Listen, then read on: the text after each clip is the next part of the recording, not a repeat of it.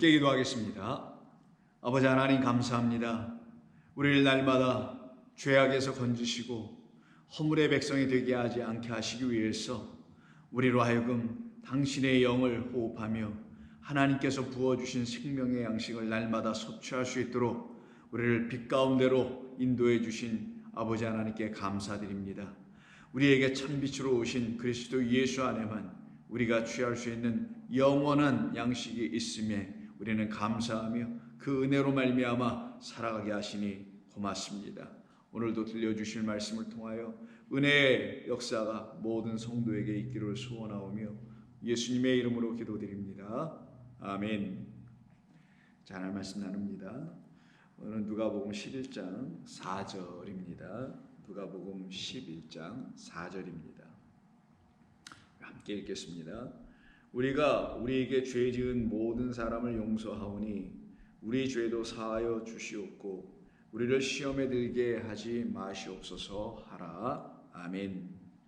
오늘은 우리 주님께서 우리에게 오셔서 당신을 보내신 우리의 영원하신 아버지께서 저와 여러분 모두를 향하여 갖고 계신 소원하심이 무엇인지를 이 기도의 형식을 통하여 가르쳐 주심으로 우리로 하여금 우리를 온전케 하셔서 당신의 뜻대로 다 새롭게 지어지며 하나님이 성취하시길 원하셨다는 소원이 우리 가운데서 다 이루어지기를 소원하시고 말 그대로 이루시길 원하셨던 우리 하나님의 뜻이 이 소위 주기도문이라고 알려져 있는 이 말씀을 통해서 나타나게 됩니다. 우리는 이것을 단순히 주기도문으로 받지 않고요. 이 말씀은 우리 주님께서 우리에게 아버지께서 우리를 향하여 갖고 계신 소원하심이 무엇인지를 가르쳐 주시는 말씀이기 때문에 아버지의 소원으로 우리가 이 본문의 말씀을 취하고 있습니다. 오늘은 마지막 5번째 해당되는 아버지의 소원하심에 대한 말씀이 있는데요. 그것이 바로 우리를 시험에 들게 하지 마시옵소서라고 기도하라라는 말씀입니다. 우리를 시험에 들게 하지 마시옵소서라고 기도하라고 하는 말씀을 하신 것을 보면 이때 사용된 시험이라는 것은 어딘가 모르게 우리에게 있어서는 안 되는 시험인 것으로 보여질 수 있습니다. 우리에게 더 이상 나타나서는 안 되는 시험일 수 있겠지요. 그래서 이 시험은 좀 부정적인 의미에서 시험일 수 있음을 우리는 직감할 수가 있습니다. 그래서 그와 같은 시험은 우리에게 더 이상 있게 하지 마시옵소서. 원래 본문은 그 시험 안으로 우리를 들어가게 하지 마시옵소서라는 건데 어쨌든 좋습니다. 그것은 우리가 들어가서는 안 되고 우리가 경험해서는 안 되는, 전에는 한번 경험을 했었었는데 이제는 더 이상 경험하면 안 되는 그 차원의 시험을 말하는 것입니다. 그래서 말씀드린 대로 이제 우리에게서 더 이상 나타날 수 없는 시험이어야 되는 거예요. 그러기에 그 앞에 절인 앞에 그 네 번째의 아버지 소원하심인 우리가 우리에게 죄 지은 모든 사람을 용서하오니 우리 죄도 사하여 주시옵고라는 이 말씀의 뜻을 우리가 지난 이틀에 걸쳐서 살펴봤었죠. 그것은 우리 안에 있는 우리를 비치게 하고 있는 그 모든 것이 우리에게서 다 떠나가고 풀려지고 해결되고 해방되고 하는 역사가 우리에게 지금 일어나고 있으니 우리는 이제 아버지께 구합니다. 우리 안에 있었던 당신이 주시려고 했던 그 분깃, 그거를 받지 못하고 있는 그 죄, 그래서 메로스 하마르티아르가 우리 가운데서 완전히 떠나가게 하시고 이제는 당신의 뜻을 알게 해주시는 말씀 풀려짐의 역사, 그게 빛탕감의 역사를 했었죠. 하나님께서 우리에게 주신 백이라는 완전한 하나님의 소유가 우리 가운데 들어와 있는데 이걸 우리가 넘겨받았는데 마치 빛처럼 빚을 진 것처럼 받았는데 이것이 우리 가운데 해결되지 않으면 이것은 그대로 우리에게 어떤 역사를 일으키냐면 바로 그것이 우리가 받아야 되고 누려야 할 하나님의 기업인 분깃을 얻지 못하게 된다는 거예요.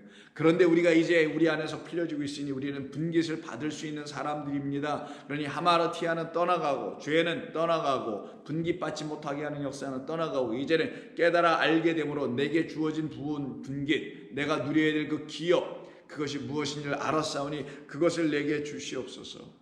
이들은 이제 어떻게 되겠어요? 그러면 전에 알지 못하고 풀려지지 않아 탕감되지 않고 죄사함이 없었던 그때 하나님의 말씀을 붙들고 살아갔을 때는 그들은 그 하나님의 말씀에 의해서 오히려 더 시험을 당할 수밖에 없었겠죠.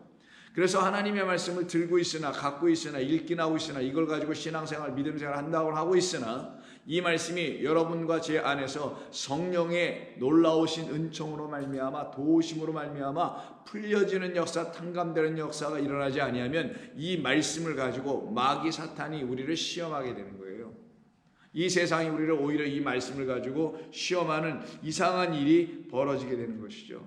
그래서 이 세상, 모든 세상은 전부 다, 이 세상에 있는 모든 사람들은 하나님의 말씀의 뜻이 무엇인지 알지 못했기 때문에 모두가 이 말씀에 의해서 시험을 받고 있었던 것입니다. 시험 받는다는 것은 이 말씀이 내게 온전한 것으로 들려지지 않고 이 말씀이 우리에게 주려는 그 온전한 것을 취하지 못하는 것, 이게 바로 부정적인 의미에서의 시험에 빠져 있는 것이죠. 그것은 바로 우리를 이렇게 또 끌고 가는 그 악한 무리 세력, 영적인 세력인 사탄, 마귀, 옛뱀들이 우리를 향하여 하나님의 말씀 온전한 것으로 취하지 못하고 양식으로 갖지 못하게 하는 그 시험을 계속 주고 있기 때문인 것이죠. 그런 차원에서 이 시험은 우리에게 있어서는 안 됩니다.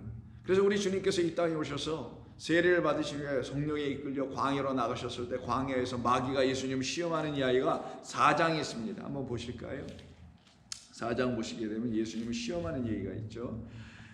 1절, 예수께서 성령의 충만함을 입어 요단강에서 돌아오사 광야에서 40일 동안 성령에게 이끌리시며 마귀에게 시험을 받으시더라. 예수님이 마귀에게 시험 받으러 이 땅에 오신 게 아니었잖아요. 근데도 왜 이렇게 성령에 이끌려서 마귀에게 시험 받으러 나가시는 이유가 뭘까요?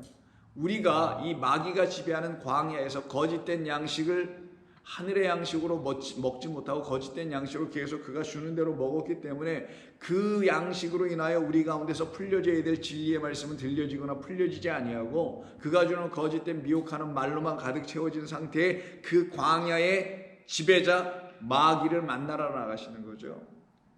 그런데 이 마귀가 예수님을 시험한다고 하네요. 그것은 우리에게 있는 그 시험이 무엇인지를 이 마귀로부터 시험받고 계신 예수님의 이야기를 통하여 알게 해주려고 하는 거예요. 예수님 시험 받으셨다는 것이 아니라, 그게 포인트가 아니라 우리가 어떤 시험에 들어있는지 빠져있는지를 예수님께서 친히 광야의 성령으로 인도를 받아 나가 그에게서 시험받는 모양새를 취하여 우리가 실제로 그로부터 지배받고 시험받고 있는 내용이 무엇인지를 보여주고 있었던 것이죠. 그러나 이 시험을 어떻게 합니까? 결국 우리 주님께서 다 이겨내시죠. 이겨낸다는 말보다 시험을 당하지 않는 당신이라는 것을 보여주시죠. 성령으로 인도함 받았다. 곧 성령이 그 안에 계시다. 진리의 영이 성령이니 진리의 말씀이 그 안에 계신 그리스도라는 예수님은 결단코 거짓의 말을 갖고 있는 살인자, 거짓 말을 갖고 있는 그 자에 의해서 시험 받으실 이유가 없게 된다는 거예요. 그럼 여기서 우리는 중요한 교훈 하나 얻게 됩니다. 만약에 저와 여러분 안에 성령의 진리의 말씀이 있지 아니하면 우리는 언제든 어느 상황에서든 마귀의 시험에 노출될 수밖에 없게 된다는 거죠. 그때 이 마귀는 무엇을 의미하냐? 뭐 눈에 보이는 어떤 마귀가 있나요? 보이지 않는 어떤 마귀 세력이 있나요? 아니에요. 인간입니다. 사람들입니다. 말을 하는 자들입니다. 그 말을 하는 자들, 가르치는 자들에 의해서 우리는 시험받을 수 있게 된다는 거예요. 무엇이 없으면 이렇게 예수님이 안에 있었던 하나님의 영이 우리 가운데도 똑같이 그 그리스도의 영으로 계시지 아니하면 우리도 얼마든지 시험에 들 수 있다는 겁니다. 거짓된 말로 미혹당하고 여전히 거짓된 말로만 가득 채울 수 있다는 거죠. 그러나 예수님께서 당신 안에 있는 진리의 말씀으로 거짓을 제거하고 물리치시는 역사가 일어나게 되죠. 오히려 당신 안에 있는 말씀이 온전한 것임을 그에게 보여주죠. 그러니 그가 어떻게 합니까? 떠나가 버립니다. 그래서 12절을 보시게 되면 예수께서 대답하여 이르시되 주 너희 하나님을 시험하지 말라 하셨느니라. 마귀가 모든 시험을 다한 후에 얼마 동안 떠나가니라. 결국 떠나갈 수밖에 없죠. 그래서 이와 같은 시험에 우리가 들어가지 않게 해 주시도록 이 땅에 오셔서 그 마귀를 먼저 만나 제압해 버리시고 우리에게 오셔서 우리를 시험에 들지 말게 해달라라 라고 아버지께 기도하라고 말씀하신 것은 이것이 우리를 향하신 아버지의 소원이며 그 뜻을 이루게 하시려고 당신을 보내주셨다라는 것을 말씀하고 있는 것이겠죠. 그래서 우리를 시험에 들게 하지 마시옵소서라는 이 말이 이루어지려면 우리가 한때 다 시험받고 있었다는 사실, 우리는 시험 안에 있었다는 사실을 인정할 수밖에 없게 되는 거예요. 그래서 하나님은 우리의 안을 살피십니다. 너희들의 안에, 우리의 마음 안에 하나님의 것으로 충만해 있는지, 거룩한 말씀으로 깨끗한 진리의 영으로 충만해져 있는지, 아니면 다른 것들로 채워져 있는지, 거짓되고 부패하고 사악하고 악한 것들로 가득해져 있는지, 하나님을 항상 대적하는 말들로 가득 채워 있는지 살펴보시는 것이죠. 그래서 예레미야 17장 9절을 보시면요, 다음과 같은 말씀을 합니다. 만물보다 거짓되고 심히 부패한 것은 마음이라, 사람의 마음이라는 거예요. 누가 능히 이를 알리오마는, 그럼 누구만 아시겠어요? 하나님만 아시죠. 하나님은 우리의 마음의 부패의 상태와 거짓의 상태를 알고 계시는 유일하신 하나님이십니다. 나 여호와는 심장을 살피며 폐부를 시험하고 각각 그의 행위와 그의 행실대로 보응하는 하나님이시라고 하네요. 이때 10절에서 시험한다는 말이 나와요. 자, 여기서 이제 우리는 시험의 뜻이 무엇인지 하나하나 살펴봐야 합니다. 오늘 본문에서 사용된 시험에 들게 하지 마시옵고라고 너희들은 기도하라 할 때 그 시험은 페이라스모스라고 하는 단어를 헬라어로 쓴 겁니다. 근데 그 페이라스모스는 부정적인 의미에서 우리가 경험해서는 안 되는 차원의, 더 이상 우리에게는 나타나서는 안 되는 차원의 시험들이라고 했죠. 그 시험이 우리 가운데서 완전히 제거되고 빠져나가고 경험되지 않게 하시기 위해서 먼저 하나님께서 하시는 일이 뭐냐? 우리를 시험하시는 거예요. 그래서 하나님께서 시험하는 겁니다. 그래서 오늘 본문에도 시험에 들어가게 하지 마시옵소서라는 것은 하나님께서 우리를 지키신다는 의미도 있지만, 하나님께서 우리를 더 이상 그와 같은 시험 가운데 던져지지 하게 하지 말아달라는 기도의 내용도 있는 것이거든요. 그래서 시험에 들게 하지 않게 해서 하나님께서 우리를 향하여 시험하시는 게 있어요. 잘 이해하셔야 됩니다. 그 잘못된 마귀의 시험에 들게 하지 않게 하시기 위해서 당신이 우리를 테스트하시는 게 있다는 거예요. 우리를 확인하시는 게 있다는 거예요. 우리를 온전케 하시기 위하여 시험하시는 게 있다는 거예요. 마귀는 우리를 온전케 하기 위해 시험하는 게 아니라 온전해져야 될 우리를 오히려 불완전하게, 온전치 못하게, 거짓되게, 악한 존재로 만들어가게 하는 그런 시험을 주는 자가 바로 광야에서 예수님이 시험하려고 했었던 그 마귀의 시험이었단 말이에요. 그러나 우리 주님은 우리에게 오셔서 아니다, 너는 그런 시험을 받는 게 아니라 온전하게 하는 시험을 치러야지. 학생이 시험 치러서 학년이 올라가고 온전해지고 성적이 좋아지는 것처럼 하나님께서 우리의 심장의 폐부를 들여다 보시고는 너의 안에 아직도 거짓이 있구나, 너의 안에 아직도 악한 것이 있구나, 너의 안에 아직도 나를 인정하지 못하고 너를 인정하고 싶어서 나를 이용하려거나 하고 있는 그런 악한 것들이 너희들 안에 있구나. 그걸 거짓되고 심히 부패한 마음이라고 하면 이 마음을 우리 하나님께서 어떻게 하세요? 살피며 시험하신다고 되어 있어요. 그래서 시험한다는 이 말에 사용되는 것은 박한이라는 말을 쓰게 됩니다. 자, 오늘 여기서 우리는 잘 이해해야 될 게 있습니다. 이때 박한이라는 말을 쓰는 것을 시험이란 말로도 번역하는 거고, 또 다른 단어 2개가 더 있는데 그 나머지들도 다 시험하다고 사용하는데, 그럼 이 시험은 뭐고 저 시험은 뭐야 이렇게 생각이 들잖아요. 총 3가지의 시험이 있습니다. 구약 성경에 첫 번째, 지금 여기 예레미야 17장 10절에서 나오는 박한이라는 이 시험은 검토해 보는 거예요. 살펴보는 거예요. examine하는 거예요. 조사해 보는 거예요. 여러분 병원에 가셔서 왜 오셨어요? 좀 몸을 좀 검사를 하고 싶어서 왔어요 라고 했을 때는 그 테스트란 말도 쓸 수 있지만 examine 이런 말을 쓰게 되잖아요. 바로 그때 쓰는 겁니다. 살펴보는 거예요. 진단해 보는 거예요. 의사 선생님께서 여러분들을 진단해 보고 혹은 뭐 이렇게 안에다 집어넣어서 뭘 바라보고 뭐 들여다보고 하는 것처럼 이렇게 진단해 보는 거, 살펴보는 거, 이거를 박한이라고 해요. 그럼 우리는 그 수술대 위에 누워서 하나님에 의해서 살펴짐을 당해야 되겠죠. 의인을 부르러 오신 분이 아닌 죄인을 부르러 오신 그 의원 그리스도 예수 앞에서 우리는 검사를 받아야 되겠죠.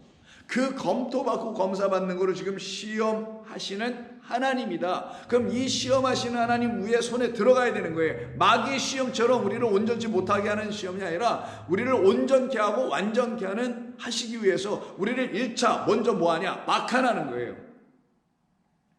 우리를 시험하는 겁니다. 어떤 의미에서 살펴보시는, 확인해 보시는, 너의 안에 정말 나의 참된 생명의 말이 있느냐? 내가 한번 들여다보겠다. 보니 없어요.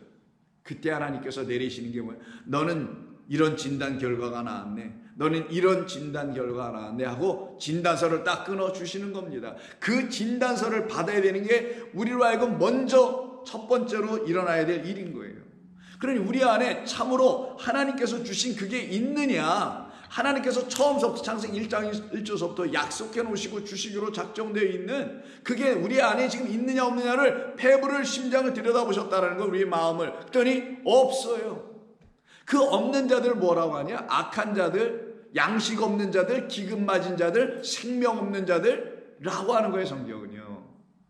그래서 창세기 42장에 보면은 요셉이 바로 애굽의 총리가 된 이후에 그 땅에 기근이 와서 결국 먹을 것이 하나도 없으니까 자기의 그 열 형제가 가나안 땅에서 애굽으로 내려와 양식을 구하러 왔을 때 요셉이 그들이 누군지를 다 알아봤죠. 그러나 그들이 요셉이 누군지를 알아보지 못하고 있었습니다. 그때 그들을 알아보았던 요셉, 자기 형제들이 왔다는 걸 알게 됐던 그 요셉이 그들을 어떻게 해요? 시험해버려요. 갑자기 뭘로 몰아붙여서 당신은 이 땅에 스파이로 온 거 아니요? 정탐꾼으로 온 거 아니요? 우리 애굽 땅을 해하려고 하는 거 아니요? 우리에게만 양식이 있으니 이 양식을 훔치러 온 건 아닌가? 이런 식으로 스파이로 몰아가 버리네요.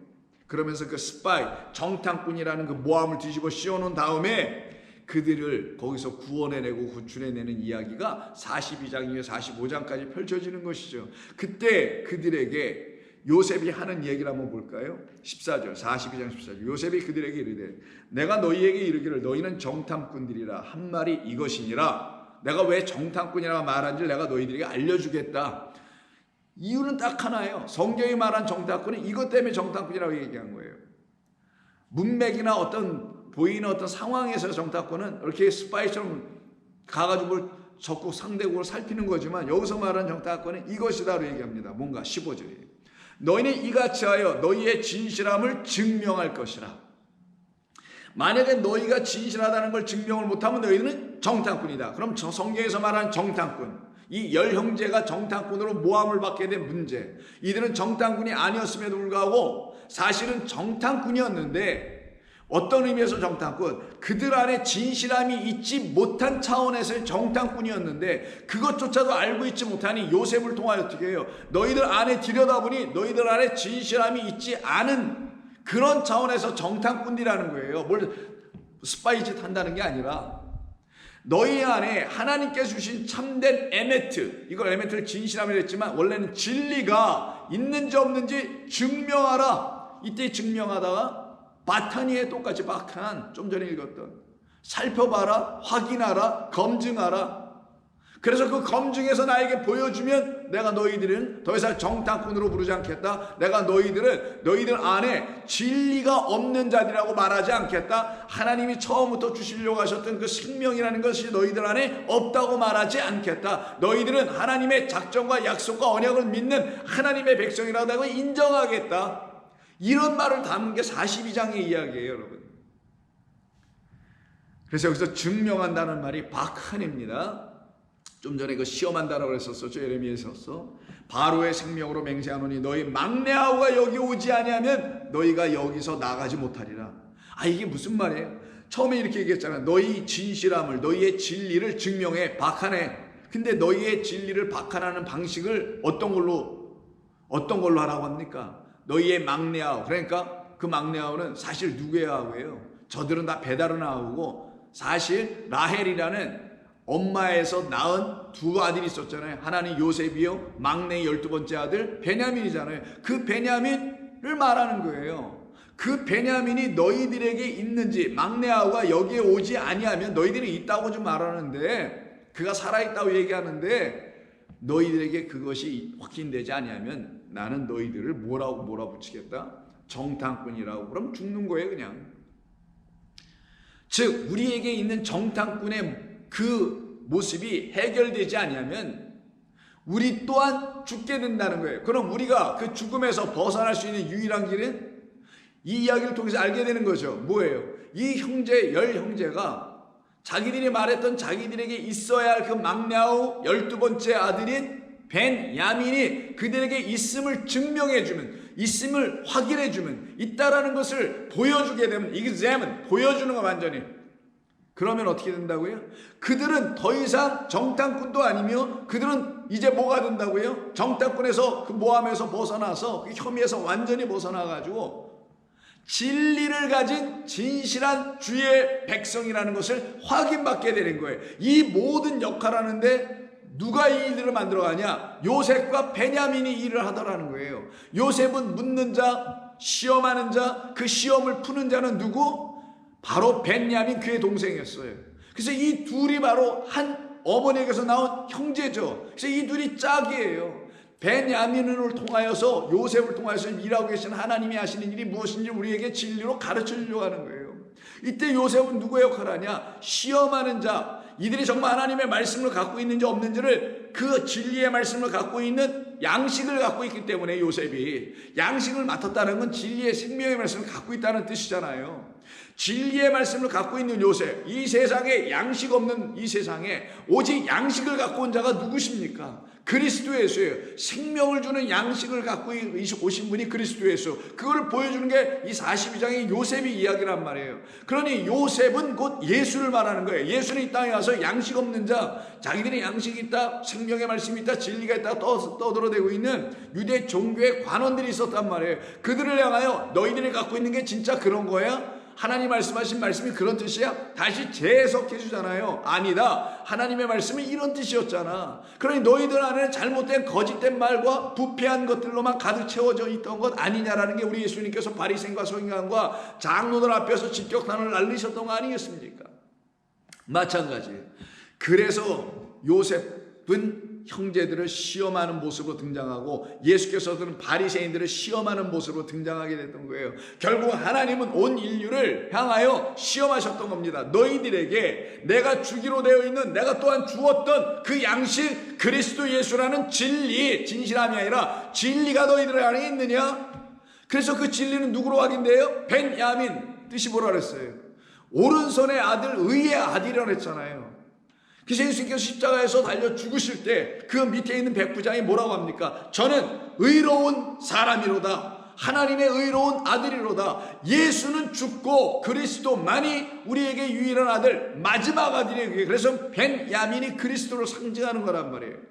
그러면 저와 여러분들은 이 열 형제로 말미암아 이 형제 이야기를 통해서 저 열 형제가 우리를 말하려고 하는 거였구나, 나였구나, 내게 그리스도라는 베냐민 의의 아들이 하나님께서 나로 하여금 그를 믿고 믿음으로 말미암아 의로워지게 하시려고 하여 그의 의의 아들을 나에게 보내셨다는 사실을 믿고 그로 말미암아 의지하여 내 안에 참된 진리가 지금 흘러가고 있는지를 살펴보라는 말씀으로 42장을 써주시는 거란 말이에요.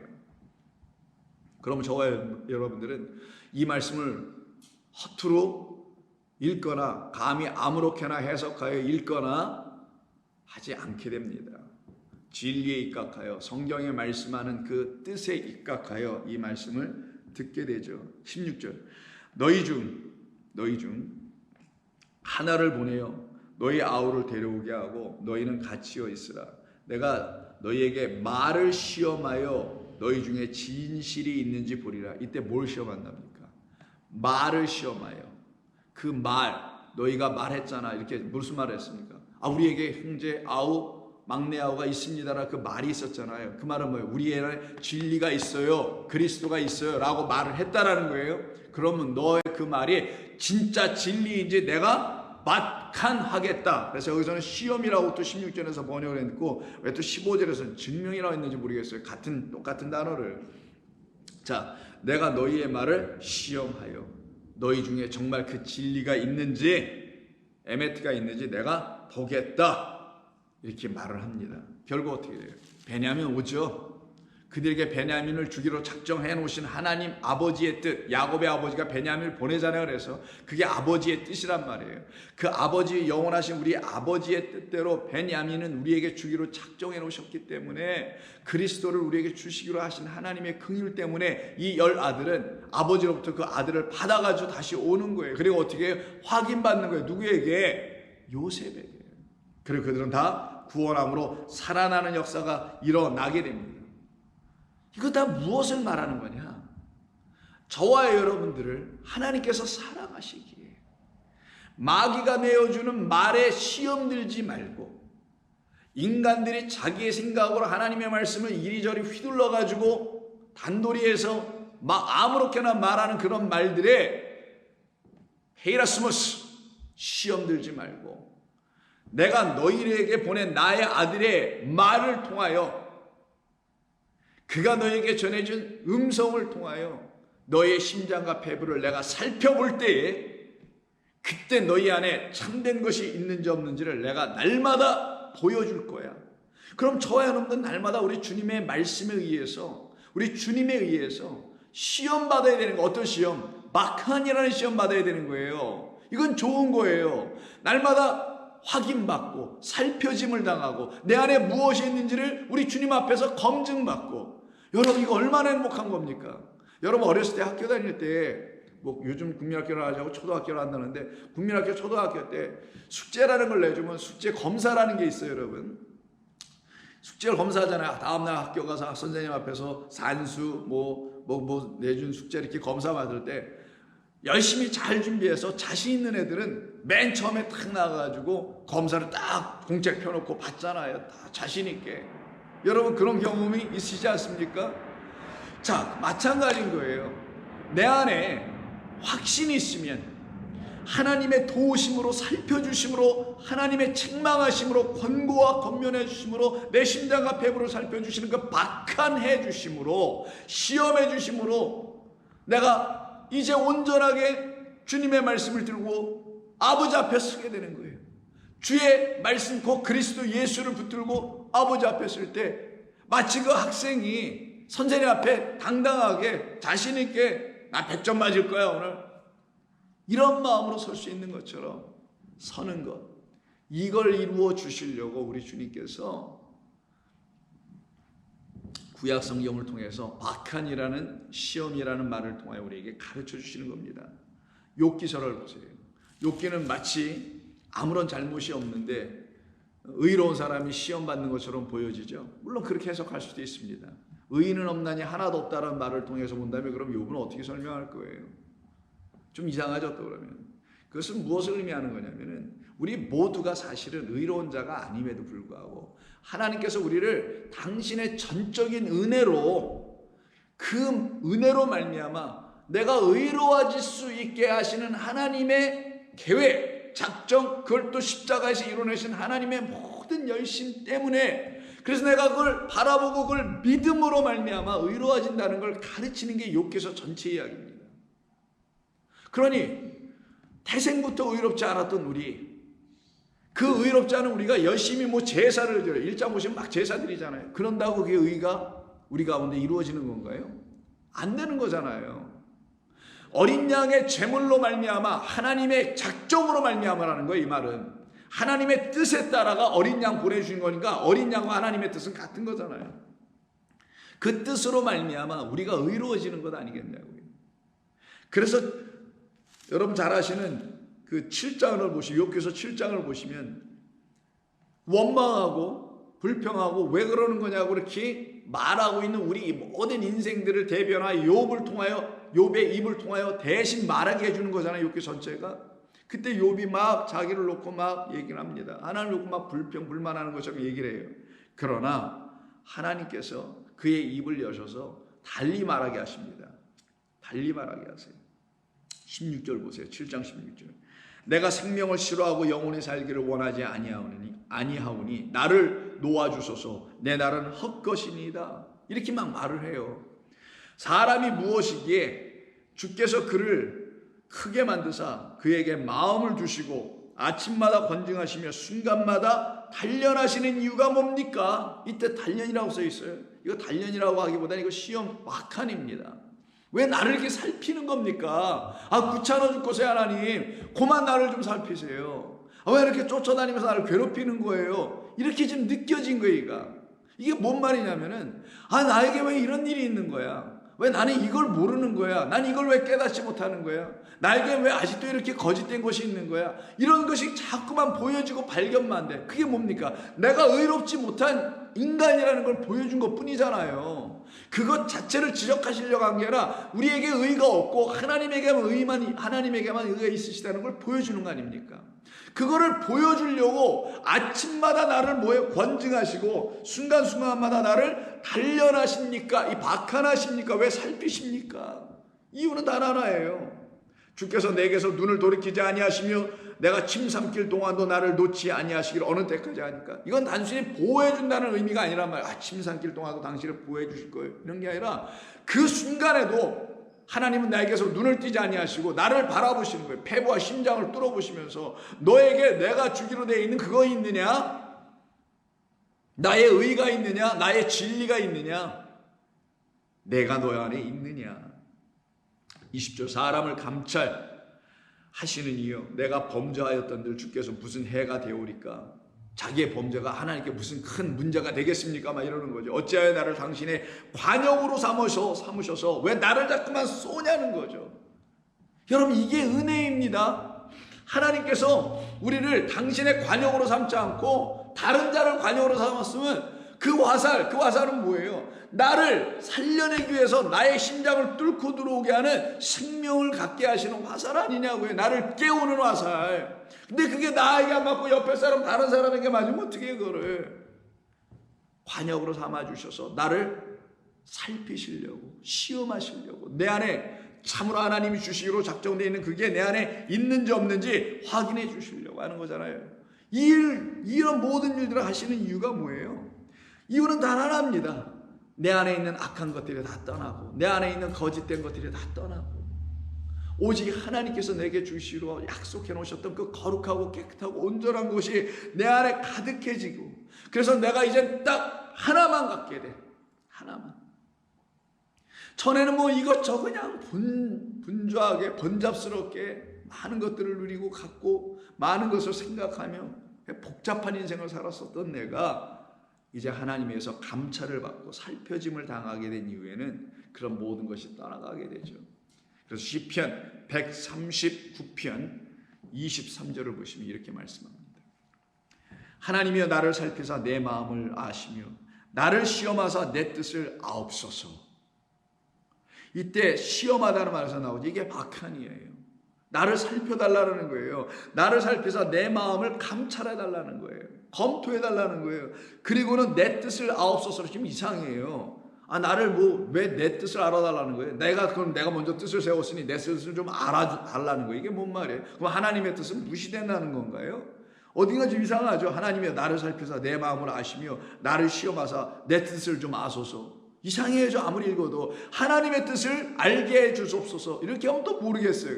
그래서 이게 번역이 이상해요. 이때 뜻이 아니고 이거 사프인데, 이건 사라프인데 이건 뜻이 아니에요. 이거는 온전하지 않은 어떤 상태를 말하는데, 이게 뭐냐면 번잡스럽고 혼란스럽고 마음이 잠잠하지 않고 조용하지 않고 이런 상태. 그래서 disquieting, quiet, 조용하다는 거죠. 그럼 dis니까 조용하지 않은, 그렇게 번잡스러운 생각들, thoughts, 이런 생각들을 가지고 쓸 때 하는 말이에요. 이건 뜻이 아니라, 그러니 뭐겠어요? 나를 시험하사 내 안에 이 번잡스러운 모든 것을 나도 느끼는데 당신이 좀 바라보시고 이 근거 뿌리를 완전히 제거해 달라는 거예요. 이게 지금 내 뜻을 알아달라는 게 아니라 내게 무슨 악한 행위가 있나 보시고 나를, 그리고는 거기서 끝을 내시고 번잡스러운 모든 나의 생각들을 완전히 계멸해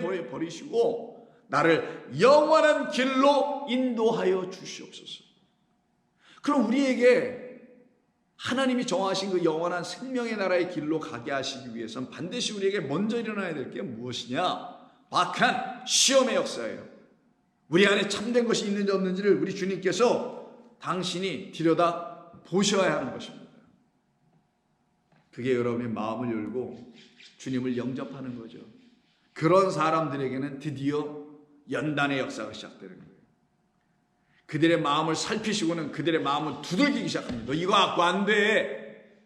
그런 마음에는 예수의 마음이 들어갈 수가 없지. 그런 마음에는 예수의 마음을 통해서 들어가야 될 진리의 성령이 거하실 수 없지. 그럼 두들기는 거죠. 연단 받는 거예요.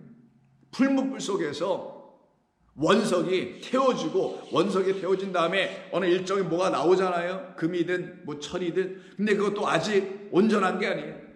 계속 두들겨 맞아서 단련을 받아야 단단한 원하는 강철로 재련되어 뽑아낼 수 있듯이, 마찬가지로 우리의 마음이 박한한 이후에는 어떤 걸로 넘어가냐? 두 번째 시험. 이게 이제 단련한다는 의미에서 시험인데, 이게 라하프로 들어가는 거예요. 이것을 말씀하는 곳이 잠언 17장 3절입니다. 잠언 17장 3절. 도가니는 은을, 풀무는 금을 연단하거니와 차라파하거니와, 이게 두들기는 거야. 대장장이가 막 시뻘건 거 두들겼다 물속에 넣었다 한번 또 두들기잖아요. 이걸 갖다가 차라프라고 합니다. 그렇게 두들기는 것과 마찬가지로 나의 마음을 두들겨 주시는 분이 계신데, 그분이 누구시냐? 여호와 하나님이시다. 그 여호와 하나님 마치 풀무불에서 꺼낸 그 쇳덩어리를 두들기시는 것처럼, 두들기는 그 사람처럼 여호와 하나님께서 나의 마음을 막한 연단하신다고 되어 있는데, 이게 연단이 아니라 지금까지 쭉 읽었던 시험이에요. 살펴보시는 겁니다. 그러면 하나님께서 이 가운데는 박한도 있고 그리고 차라프도 다 있잖아요. 박한하시는 게 뭔지는, 우리를 살펴보시는 게 뭔지는, 거기에 불순물이 있어. 그럼 어떻게 해야 돼? 불 속에 집어넣어서 두들기셔야지. 당신의 성령의 불 안으로 우리를 끌고 들어가셔서 그 안에서 우리를 두들기시는 거죠. 그래서 우리 가운데 더덕더덕 붙어 있었던 그 돌가루, 뭐 분술물들 불 속에서 태워지고 또 꺼내서 두들겨지고 하는 이런 연단의 시간, 단련의 시간, 시험 받는 시간, 바로 우리를 온전케 하시는 차라프의 시간이 우리 가운데 반드시 있어야 돼요. 그러면 어떤 일이 벌어지냐? 4절. 악을 행하는 자는 사악한 입술이 하는 말을 잘 듣고, 거짓말하는 자는 혀가 하는 말에 귀를 기울이나. 그럼 우리는 어떻게 되겠어요? 그랬던 우리, 왜 연단받지 않아서, 왜 폐부가 살펴지지 않아서 그랬던 우리가 이제는 어떻게 되냐? 욥기서 12장 11절을 보시면 이렇게 말합니다. 욥이, 입이 음식의 맛을 구별한 같이 이제 알아듣지 못했던 내 귀가 온전해져요. 어떤 과정을 통해서? 박한, 그리고 차라프를 통해서. 박한 뭐예요? 살펴보고 내 안에 불순물들이 가득해. 그건 끓여서 어떻게 하나님께서 불 가운데서 두들기셔. 차라파하시는 이 역사가 일어나면 그 귀는 이제 어떻게 돼요? 우리의 심령은 하나님의 말씀을 온전히 분간할 수 있지 않겠느냐 할 때, 이때 분간하다가 박한이에요. 드디어 우리의 귀가 열려서 하나님의 말씀을 하나님의 영으로 주시는 것을 온전히 듣게 될 수 있지 않겠느냐. 하나님이 우리를 먼저 살펴주시니 이제 우리가 두들겨 맞은 이후에 우리가 하나님의 뜻을 살필 수 있는 자 되더라는 거예요. 똑같이 박한하게 되더라는 거예요. 그럼 먼저는 하나님께서 우리를 살펴주시죠. 배부를 들여다보시죠. 그리고 우리는 어떻게 해요? 그 여호와 하나님을 바라보고 여호와 하나님 안에 있는 그리스도 예수를 드디어 살펴볼 수 있으며, 이 성경 문자 안에 있는 생명의 말씀을 살펴볼 수 있는 자들이 되는 거예요. 이들이 비로소 시험에 들지 않게 되는 거고, 이들은 드디어 하나님의 군사들로 온전히 세워지게 되는 거예요. 그래야 너희들 시험에 들지 않게 돼. 그래서 오늘 주님께서 말씀해 주시는 겁니다.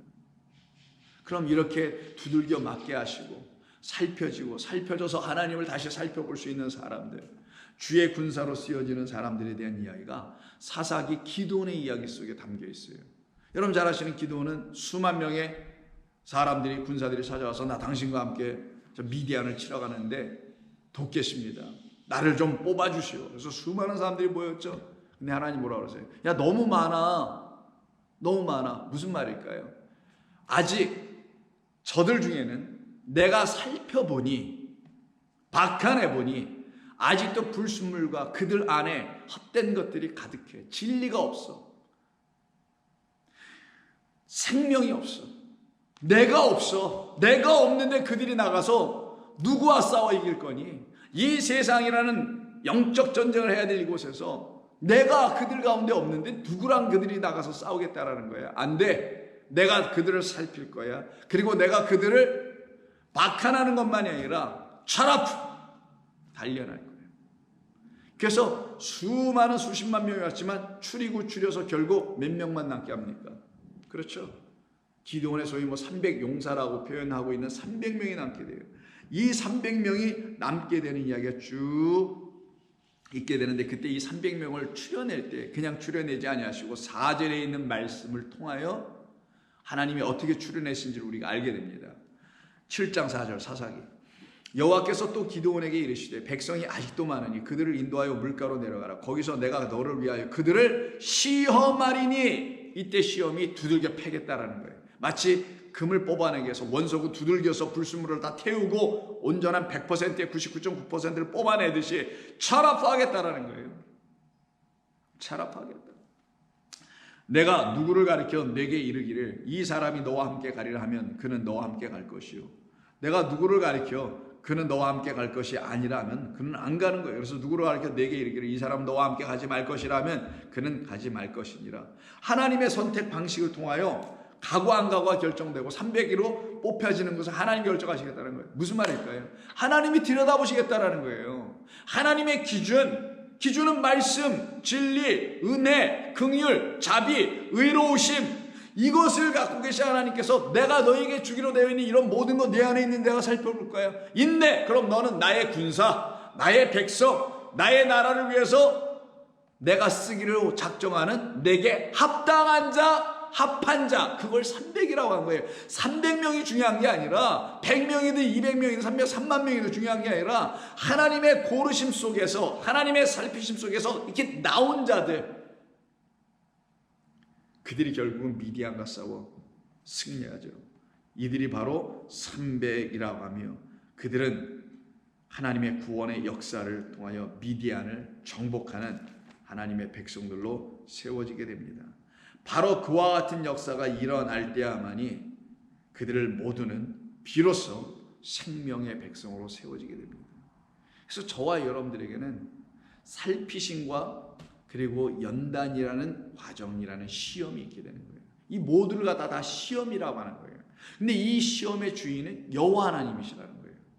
그 여호와 하나님은 우리를 시험하지 않는다는 말이 있죠, 성경에. 그때 시험하지 않는다는 건 마귀가 하는 그런 시험하지 않으신다라는 거고, 여호와 하나님 오히려 마귀에게서 시험 들어있는 우리를 끌어다가 앉혀놓으시고 당신의 말씀 앞에서 당신의 말씀으로 우리를 들여다보시는 거예요. 그러니 그 하나님 보실 때 우리가 살펴짐을 당하고 그 하나님 보실 때 우리가 두들겨 맞음이라는 연단을 받게 되죠. 이건 감사와 기쁨의 일입니다. 이게 없으면 안 되는 거예요.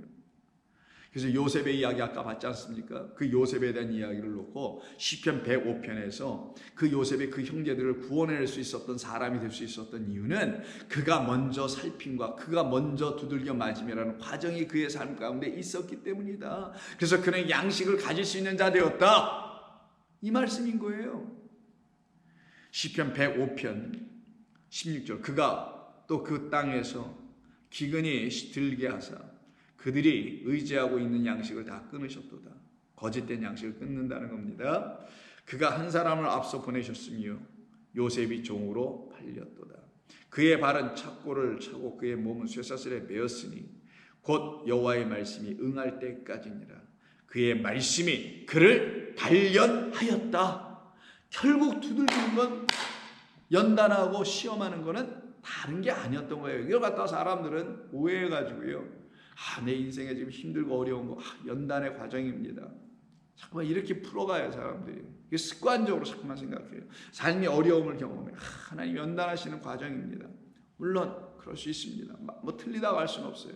근데 그게 정말 하나님의 말씀을 통하여 연단받는 것이 거기에 함께 가지 않고 삶을 통해서 내가 이렇게 어려운 거 공부하고 나를 이끄시고 나를 지키시려고 하나님이 나를 온전히 굳건히 세우시려고 내가 이런 연단의 시간이 있는 것뿐이야 라고 하며 그 차원의 그 수준에 머물면 하나님의 말씀이 그를 뚫고 들어가는 진짜 연단은 나타나지 않고 인생의 고통만 가지고 연단받은 자 라고만 말하고 끝나요. 저는 이런 사람을 수없이 많이 봅니다. 여러분들은요 아마 경험할 거예요. 그러면 안 되는 거예요. 인생은 누구나 육을 갖고 있기 때문에 저마다의 고난과 고통과 고라는 걸 가지고 살아가요. 근데 누구에게든 있는 그걸 가지고 뭐 연단을 받는다, 그래서 자기는 뭐 특별한 어떤 존재처럼 하나님이 나를 이렇게 지명해서 나를 이렇게 연단 주시는 건 나를 크고 위대한 자로 사용하시려고 하는 거야. 이런 생각을 자꾸만 이게 바로 자기 중심적인 생각이거든, 사고거든요. 자기가 중심이 되었으니까 이렇게 자기를 향하여 말한단 말이에요. 그게 아니란 말이에요. 우리는 우리의 인생 가운데 그와 같은 경험을 하는 건 우리가 육이라는 걸 가르쳐주기 위해서 그러는 거예요. 육은 그런 무익하게 하는 고통 속에 있을 수밖에 없으나 거기에 있어서 우리 주님의 말씀으로 연단을 제대로 받고 단련을 제대로 받고 시험을 제대로 받아 깨끗한 거룩한 하나님의 말씀으로 다시 지어지게 되면 거기서 나오는 거예요. 나오는 겁니다. 그럼 그들은 자기 중심적인 생각에서 벗어나기 시작하고요. 하나님께서 나 같은 자를 이렇게 살려내셨으니 그들에게 보여지는 분은 하나님밖에 없고 그들의 입에서 나오는 찬양의 주인 또한 하나님밖에 없게 되지 않겠어요? 고작 그냥 인생의 문제 좀 해결해서 어려웠을 때 나를 도와주셔서 이걸 지나갔습니다. 이것만 붙들고 살 거냐고요. 진짜 예수 믿는 사람이라면. 그래서 시편 105편의 19절에 보면 요셉을 놓고 이렇게 얘기합니다. 여호와 곧 여호와의 말씀이 응할 때까지라. 그 말씀이 내게 응하게 해주시려고 하나님의 말씀이 내게 다 응답되고 그 말씀이 내게 생명이 다 되게 해주시려고 그의 말씀이 요셉을 단련하였다라고 되어 있어요. 차랍하였다라는 거예요. 단련시켜줬다라는 거예요. 왜요? 당신의 백성 만들려고요. 왜요? 당신의 영광을 나타내주기 위해서요. 당신만이 참 하나님이라는 것을 온 세상 알려주시려고요. 저와 여러분을 택하여 그렇게 하고 계신 것입니다. 그래서 이사야 48장 8절 이하를 보시면 내가 과연 듣지도 못하였고 알지도 못하였으며 내 귀가 옛적부터 열리지 못하였으니 이는 내가 정령 배신하여 모태에서부터 내가 배역한 자라 불릴 줄을 내가 알았습니다. 내 이름을 위하여 내가 노하기를 더디할 것이며 내 영광을 위하여 내가 참고 너를 멸절하지 아니하리라. 보라 내가 너를 연단하였으니 은처럼 하지 아니하고 너를 고난의 풀무불에서 택하였노라. 나는 나를 위하여 이를 이룰 것이라. 어찌 내 이름을 욕되게 하리요 내 영광을 다른 자에게 주지 아니하리라. 절대로 그러지 아니하시죠. 그래서 저와 여러분들을 자녀 삼으셨기 때문에 자녀 삼으신 당신의 그 영광을 빼앗기거나 헛되게 하지 아니하시려고 우리를 시험에 들지 않게 하시는 거예요. 하나님께서. 그러니 그게 아버지의 마음이요 아버지의 소원이니 그렇게 너희들 구하라. 그렇게 구한 자들은 각오하고 있어라. 무엇을? 시험 받을 것을. 어떤 의미의 시험? 내 패부를 살핌 받아야 된다는 차원에서의 시험. 본이 악하고 거짓된 것이 가득해 끄집어내어 두들겨 맞는 깨끗하게 정결하게 거룩한 주의 신부로 만들어 가시는 차랍 후에 시험을 또 받고 연단받아 말씀이 그를 연단하여 온전한 주의 백성으로 만들어져 가게 하시는 하나님의 놀라우신 뜻이 있는 거예요. 그때 그들을 향하여 하나님께서 마지막 남은 시험을 하십니다. 그게 네세프라는 단어인데요. 나사라는 단어인데 그 시험이 우리 가운데서 완전히 이제는 지나가도록 하시는 거예요. 그 낯사란 시험을 통하여 낯산이 이제 남게 하지 않는 거예요. 오늘 본문에서 이 시험에 들지 않게 해서 이 시험을 딱 던져놓고 봐라 이제 너 깨끗해진 너 말씀으로 시험받고 단련받은 너 내가 딱 이거 던져주면 너 이제 구분할 수 있어 없어? 네, 할 수 있습니다. 내가 전에 마귀의 말을 듣고 있었을 때는 주님의 말씀이 무엇인지 구분하지 못하여 분별하지 못하여 그 시험의 날마다 빠지게 되었으나 당신의 박한과 당신의 차랍 후에 그 시험과 연단을 통하여 내 안이 깨끗한 하나님 말씀으로 채워지니 당신이 나를 이제 시험하셔도 거짓된 자들이 와서 거짓된 말로 시험하여도 저는 주님의 뜻을 이제는 알 수 있겠습니다. 주님이 무엇을 말씀하시는지 내 인생과 삶과 이 모든 것을 통하여 나에게 무엇을 말씀하시는지 난 이제 알아듣겠습니다 라고 하면 그런 시험에 들지 않는 거예요. 더 이상 그런 일이 어떻게 일어나는 것인지는 내일 계속해서 말씀 나누겠습니다. 아버지 하나님 고맙습니다. 오늘도 주님의 뜻 가운데서 저희들을 부르셔서 주의 원하신 대로 사용하시려고 우리를 시험하시고 단련하시고 연단하시는 하나님께 감사드립니다. 우리가 받아야 될 연단은 말씀을 통하여 우리 안에 있는 거짓된 말들이 연단받아 두들겨 맞아 사망당하고 깨끗한 말씀만이 살아 우리 그를 인도하며 살려내는 역사가 있게 하여 주시옵소서. 우리 주 예수님의 이름으로 기도하옵나이다. 아멘.